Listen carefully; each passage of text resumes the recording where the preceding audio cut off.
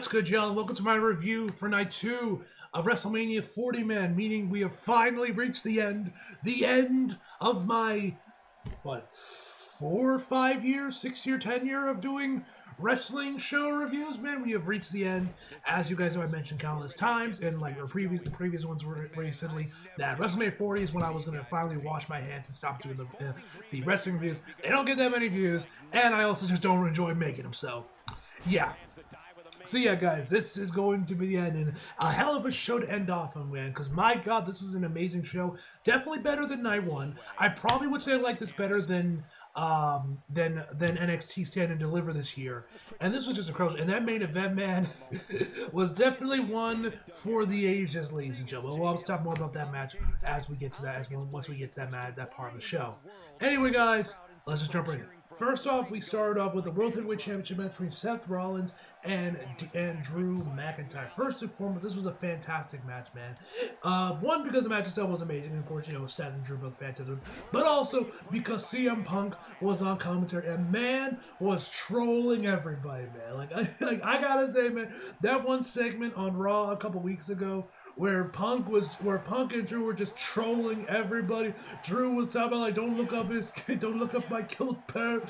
And then the one that killed me the most, man, was from Punk, where, you know, I think Drew mentioned he was the chosen one, and Punk was like, who chose you? Do you have the balls to say his name? What paragon of good virtue chose you?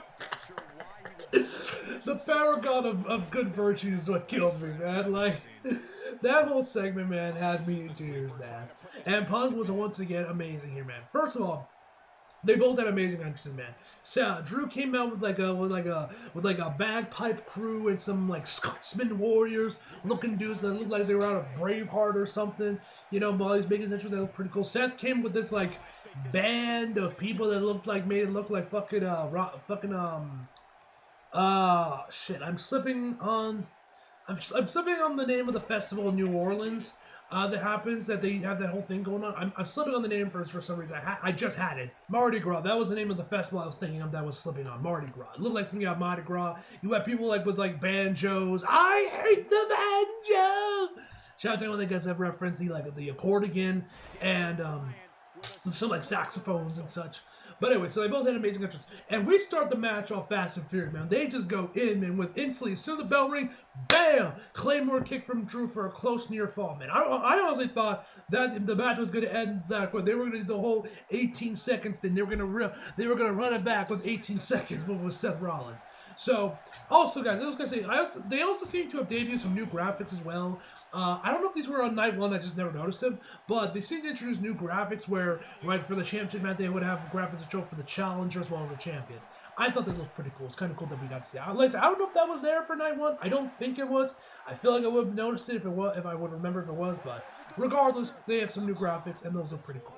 They eventually go onto the outside, and Drew is just abusing Seth, throwing him, taking selfies with fans, and and of course targeting the back. And then once they get around to where the announce table is, Punk starts talking louder, and he starts shit talking to Drew, rather, starts shit talking to Punk, and Punk, you know, reciprocates as much. Where he's like, "You need to get him in the ring." Like, it all starts to mean. Punk was amazing on commentary, man. We need him on commentary more often, man. Anyway, they eventually get back on the ring, and from here, these guys just start trading blows, curb stomps, final shock DDTs. Curb stomp, final shock DDTs, and all that shit. Seth would also hit a pedigree on Drew onto the outside. I think it was like when Drew was initially shit talking to CM Punk around Big Game match, and then Punk once again. So you would notice every time like Seth or Drew got close to the announce table, Punk would always speak louder to make sure they would actually hear him. Why I say, like, you can't beam outside, you gotta beam in the ring. And so Seth would also go for a super curb stomp, which of course didn't really work out, and which of course keeps continuously selling the knee. Eventually, Drew would just start throwing clearing out the announce table, and Punk once again is shit talking Drew, like, see, that's the way he can't beat him in the ring, he has to start using the furniture.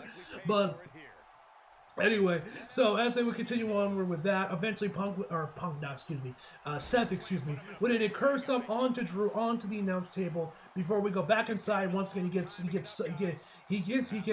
hit from it out of nowhere. Out of nowhere, Claymore kick. Seth gets back up and tells him, "You'll have to kill me to take that. You'll have to kill me first." And then and then Drew hits him with another Claymore kick to win to win the belt.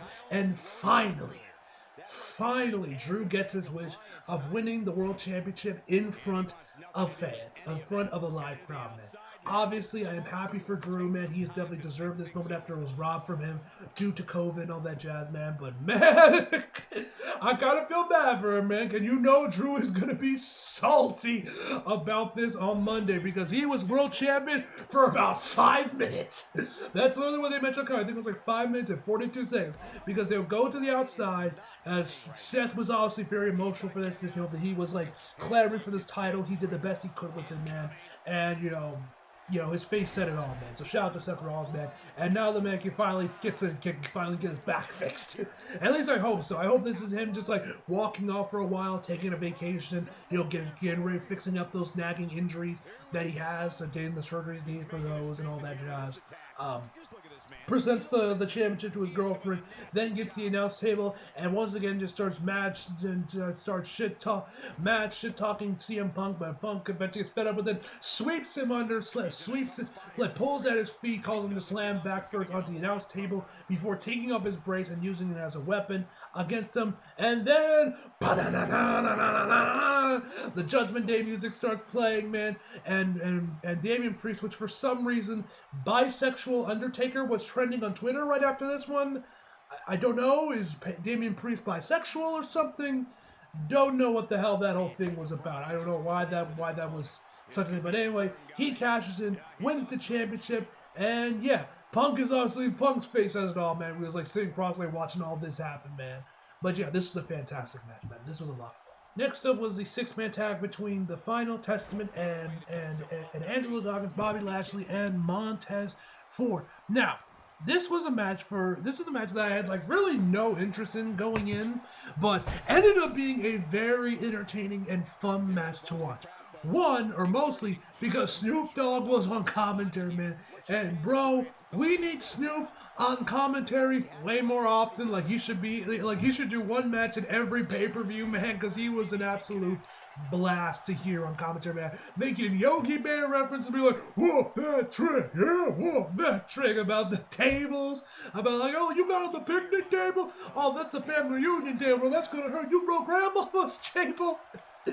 Snoop was awesome, man. We need him on commentary way more, man. We need him on commentary every pay-per-view or something, man. Because he's too good. He's too good on commentary for that. But anyway, we start the match off. These guys were just going right at it, throwing fisticuffs. And we also had Bubba Ray Dudley as a special guest referee, which I don't know if that was announced like beforehand or if that was just like they did this tonight, but it was pretty cool. So these guys are just going after each other, tearing off at each other before they go on the outside. Karrion Kross ends up getting a bunch of candlesticks and they just start beating the shit out of each other. The Authors of Pain eventually get, I believe it was the Prophets, back into the ring and do that power bomb, that thing where they like, lift their opponents up into a power bomb and like slam into each other before they deliver the power bomb. They did that once. Eventually, as a match progressed on, where Bobby would get in there. He tried to defend them, but he would get beat down. They would try to do it again, but Bobby managed to block it. And then eventually Karrion Kross hit a Saito suplex onto Bobby Lashley. After finally Bobby was given the time to finally get his hands on Karrion Kross and lay the smackdown on him. B-Fab and also Scarlett would have a couple runs where they went through a table on the outside. But anyway, eventually, after once they get to Saito suplex, he goes for the pin. It's a near fall, and then he starts getting pissy with Bubba, being like, "That was a 2." He starts pushing him around, and then Bubba pulls out the glasses, and Snoop on commentary was like, "Oh, don't ram the final rights, Bubba. Don't ram the final rights." Which I don't know if he said that as a reference to Minister Devon whatever that like pastor gimmick that Devon had, which is how Batista initially debuted in WWE many years ago. I forget what it was called, Pastor Devon or Minster Devon, something along those lines. But he was doing that. Okay, so I don't know if it was a reference to that. If that's the case, hey, Snoop knows his shit when it comes to pro wrestling, at least with WWE, or if it's just because a lot of pastors wear glasses and the group is called the Final Testament. I don't know, but regardless, it was pretty funny. Eventually, they would do that move where the three where Bubba and Devon would like spread their opponent's leg and like just dive right headfirst into their nuts, man.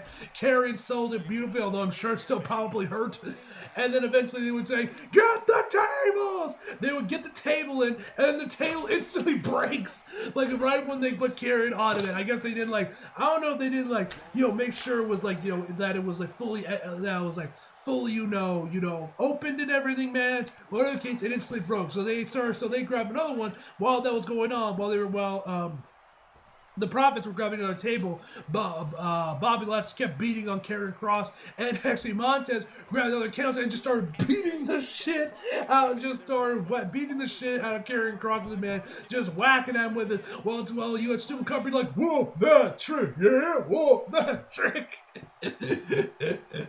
Oh man, this match was a blast. Man. This match was so chase. So they use the table. Montez hits his frog splash, and of course, Bobby Lashley gets the pin. Like I said, this was a match I had no interest going into, but it ended up being probably one of my favorite matches on both nights, man. This match was awesome, man. It was just an absolute blast to watch. Next was